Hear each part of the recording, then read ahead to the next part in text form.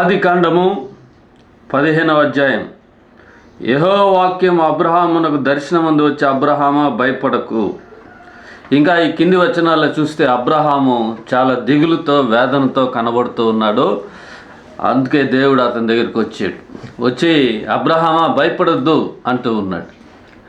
మరి అబ్రహాం అన్నాడు, ఏం దేవుడా, నేను మస్తుగా డబ్బులు ఉన్నాయి, వెండి బంగారాలు ఆస్తి ఇచ్చావో, కానీ నేను సంతానం లేని వాడిని అయిపోతున్నాను అన్నాడు.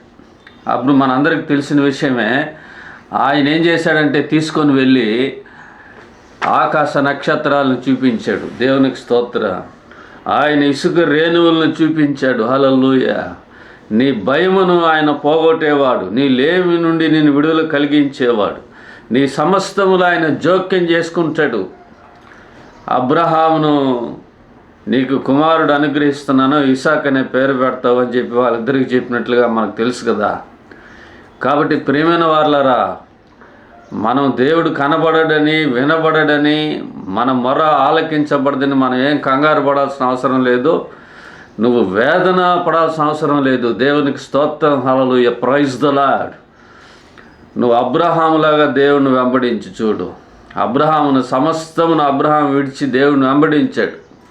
సమస్తమును విడిచిపెట్టాడు అబ్రహాం. కాబట్టి నువ్వు నమ్మకంగా జీవించావనుకో, దేవుడు నీ చుట్టూనే తిరుగుతూ ఉంటాడు.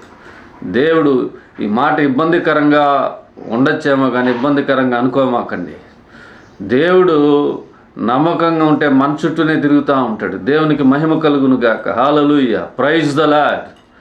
కాబట్టి దేవుని కృప నీకు తోడై ఉండునుగాక. భయపడకు, దిగులు పడకు, ఆందోళన చెందకు. వాక్యాన్ని చదివి ప్రార్థించు. దేవుడు నీకు సహాయం చేస్తాడు. God bless you all. Praise the lord.